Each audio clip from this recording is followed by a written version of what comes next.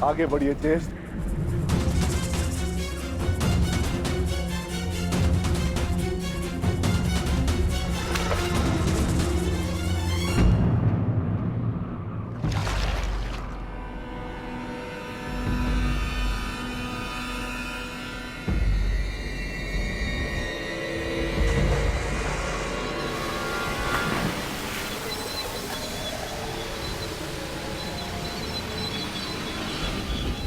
ज्येष्ठ मुझे बचाइए।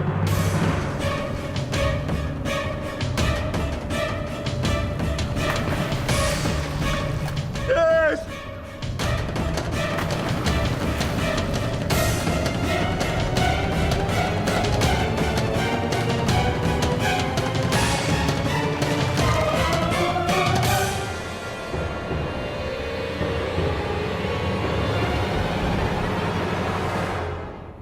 क्षमा करना भीम,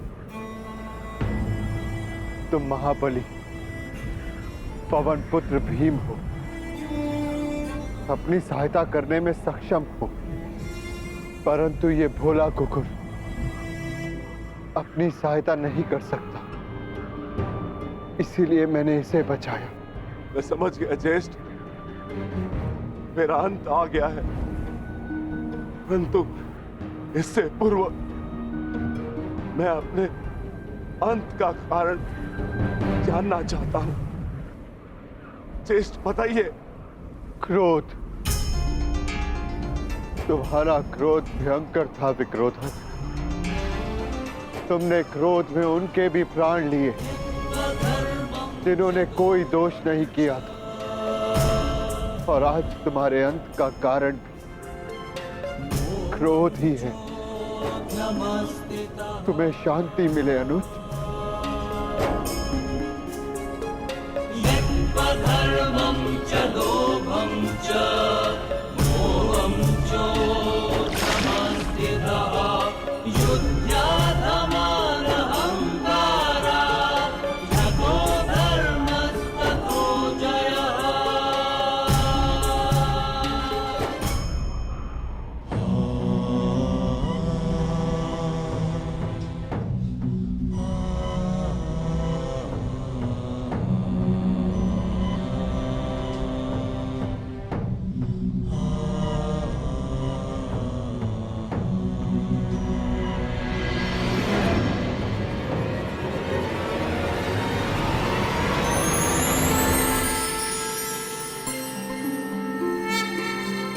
तुम्हारा स्वागत है युधिष्ठिर।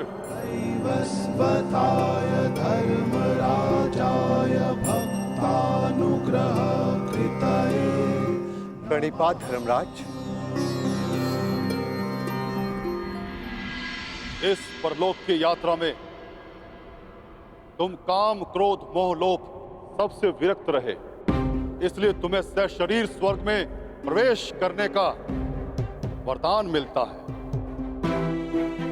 तुम्हारे भाई और पत्नी अपने गुण अवगुण शक्ति का मत नहीं छोड़ पाए, इसलिए वो यहां तक पहुंचने में असक्षम रहे। ये एक सीख है युधिष्ठिर कि अपना परम स्थान पाने के लिए सब कुछ त्यागना पड़ता है। आओ भीतर चले आओ।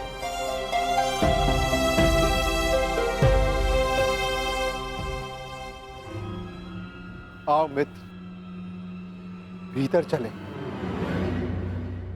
तुम इस कुकुर को अंदर नहीं ले जा सकते युधिष्ठिर।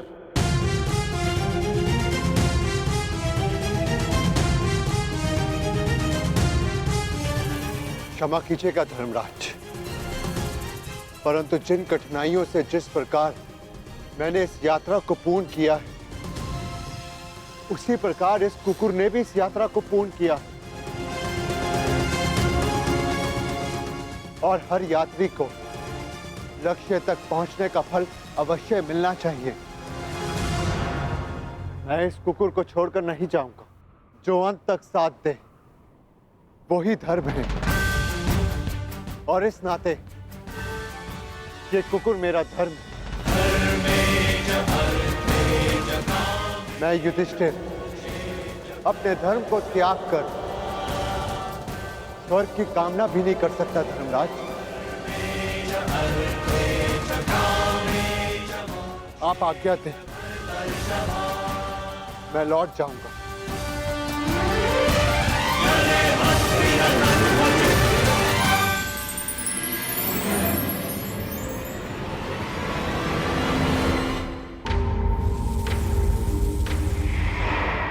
साधुवाद युधिष्ठिर, तुम अपनी परीक्षा में पूर्णतः सफल रहे। जो धर्म का साथ नहीं छोड़ता, धर्म उसे अवश्य परम धाम ले जाता है। चलो मेरे साथ, स्वर्ग चले। जैसी आपकी आज्ञा धर्मराज।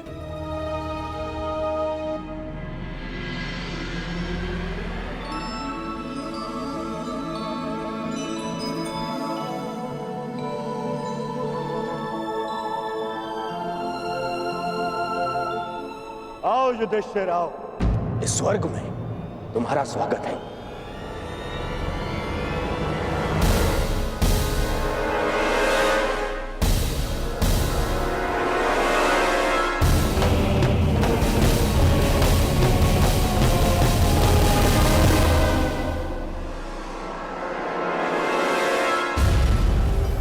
अंततः हम मिल ही गए।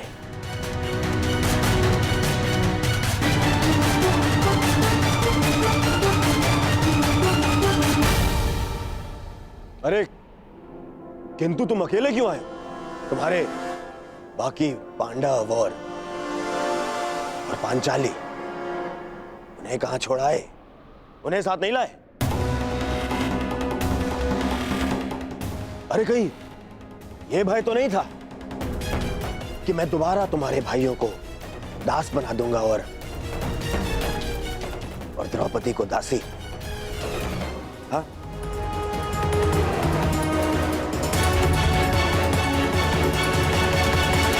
ये सब यहाँ क्यों धर्मराज? ये यहां इसलिए क्योंकि इन्हें युद्ध में वीरगति प्राप्त हुई थी।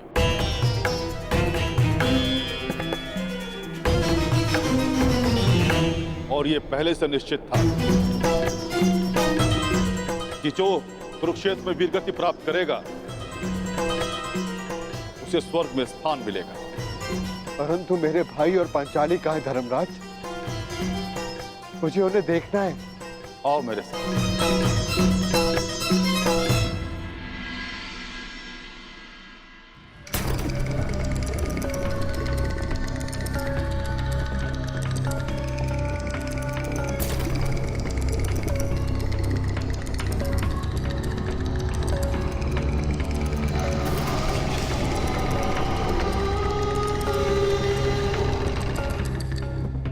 ये सब क्या है धर्मराज? कैसा स्थान है ये? ये नर्क है युधिष्ठिर। नर्क? नर्क।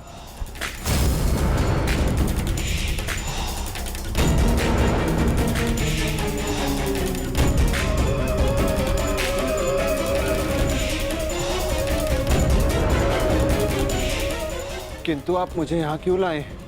चलिए। रुकिए सम्राट युधिष्ठिर! हमें छोड़कर मत जाइए। आपकी देह को छूकर जो वायु आ रही है उससे हमारा मन तृप्त हो रहा है। ये किनका स्वर है धर्मराज? उनका, जिन्हें अपने अपने कर्मों का दंड मिल रहा है।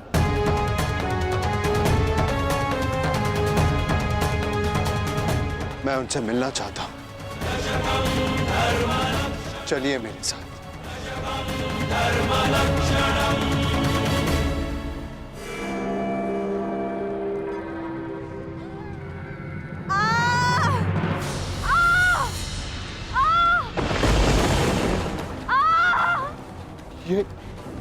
ये अन्याय है धर्मराज। पांचाली ने पाप नहीं किया था, उसके साथ पाप हुआ था। नहीं धर्मराज, तुम भूल रहे हो। पांचाली ने दुर्योधन का अपमान किया राजसूय यज्ञ में। अंधे का पुत्र अंधा। परंतु उसने दुर्योधन के साथ साथ धृतराष्ट्र का भी उपहास उड़ाया था। हर क्षेत्र में निपुण होने के पश्चात भी और स्वयंवर में बुलाए जाने के पश्चात भी कर्ण को अस्वीकार कर दिया। ये शरसंधान नहीं होगा। क्योंकि मैं एक सूत पुत्र से विवाह नहीं करूंगी। ये वही दर्प की अग्नि है जो इसे जला रही है।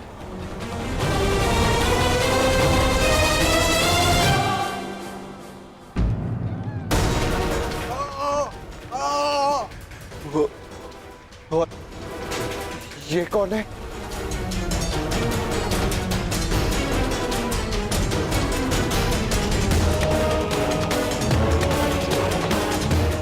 अपना बचपन स्मरण करो युधिष्ठिर, और स्मरण करो धनुर्विद्या के महारथी बालक का, जिसने अभ्यास में विघ्न डालने वाले श्वान का मुख बाणों से भर दिया था।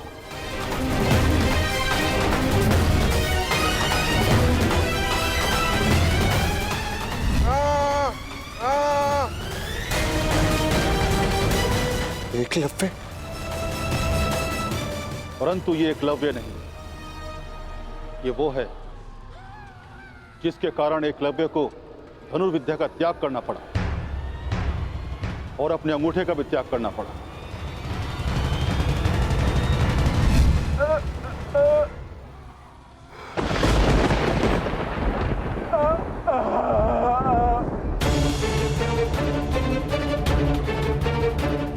अर्जुन?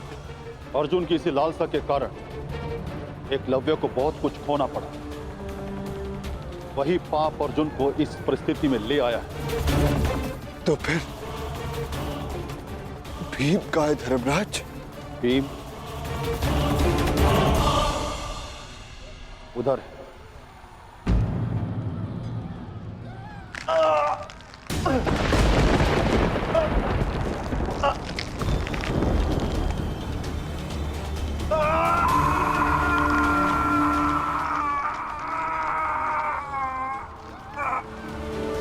भीम की ये दशा क्यों धर्मराज?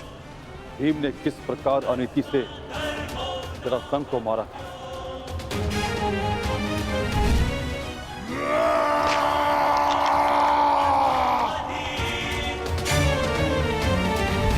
और किस प्रकार दुर्योधन की जंगा तोड़ी थी।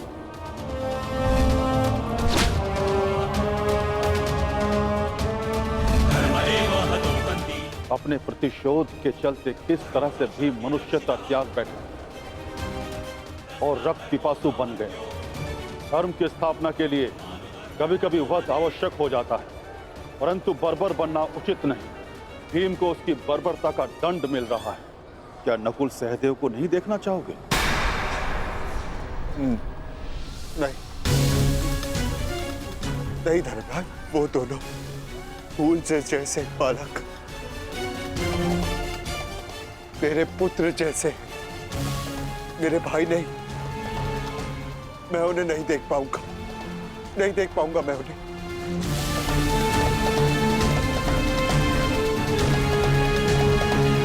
तो स्वर्ग चलें युधिष्ठिर?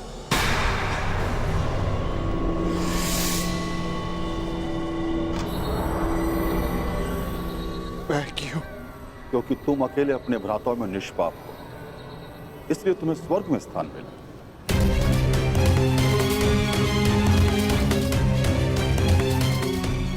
नहीं नहीं धर्मराज, मैं अपने भाइयों को छोड़कर नहीं जाऊंगा। यदि उन्होंने कोई अनीति की है तो उसका कारण मैं हूं।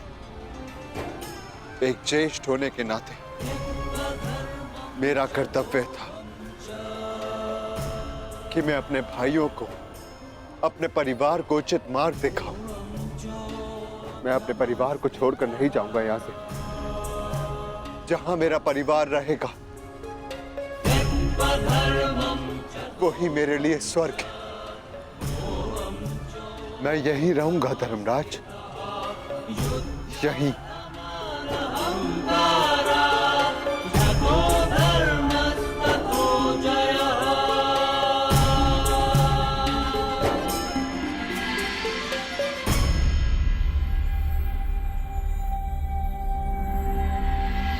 अद्भुत युधिष्ठिर, अद्भुत। तुम्हारे कर्मों में केवल एक पाप था धर्मराज युधिष्ठिर, तुमने अपने गुरु द्रोणाचार्य से अश्वत्थामा के लिए आधा सच कहा और वो आधा सच पूरे झूठ से बढ़कर था। इसलिए तुम्हें ये यातना दी गई। तुम्हारे सभी भ्राता और समस्त परिवार वहां है स्वर्ग में तुम्हारे स्वागत के लिए।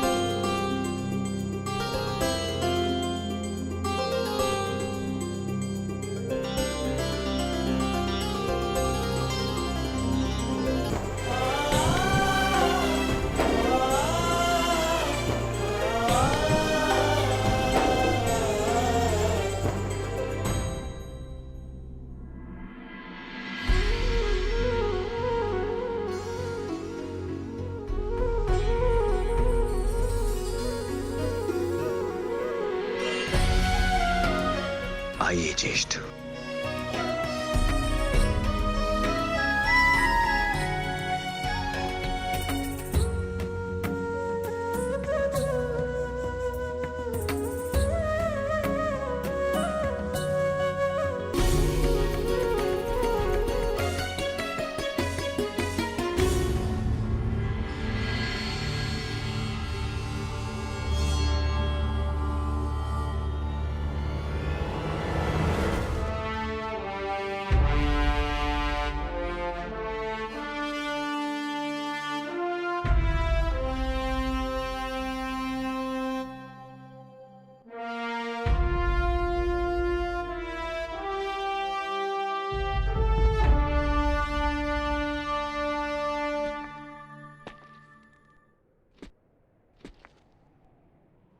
दिव्य दृष्टि से बाण शक्ति से जीते ये सारा रण। मित्र वेग है सूर्य तेज है कवच चढ़ा इसके तन।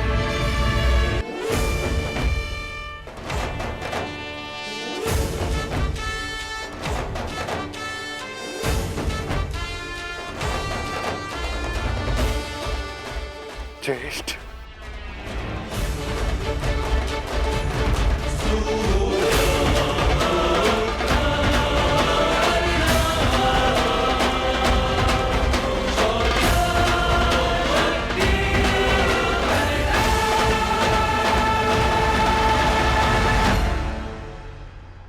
अनुज,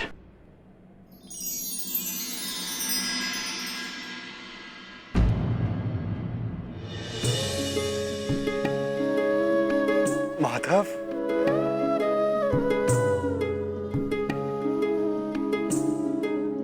माधव,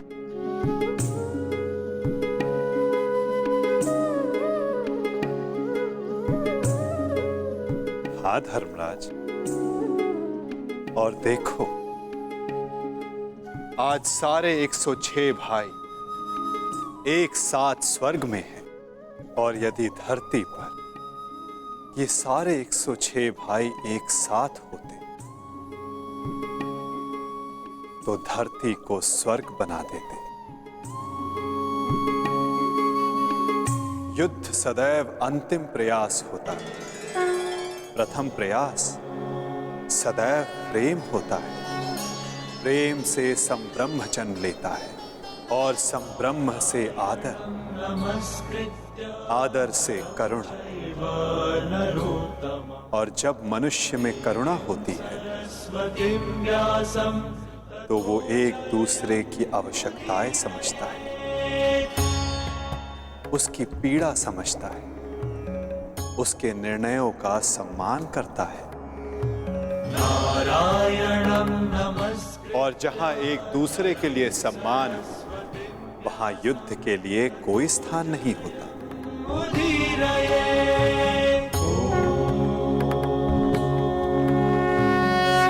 परंतु माधव,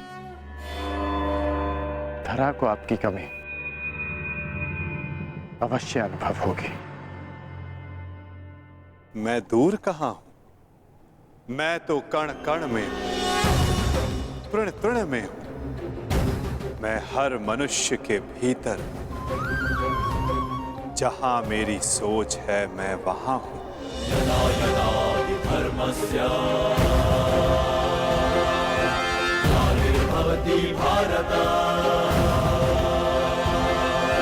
तदात्मानं सृजाम्यहम्। जब जब आवश्यकता होगी मैं तब तब आऊंगा और आशा करूंगा कि इस बार मैं युद्ध में नहीं, परिवर्तन की यात्रा का सारथी बनूं। उसका सारथी बनूं जिसके मन में विजय नहीं, परिवर्तन का भाव हो।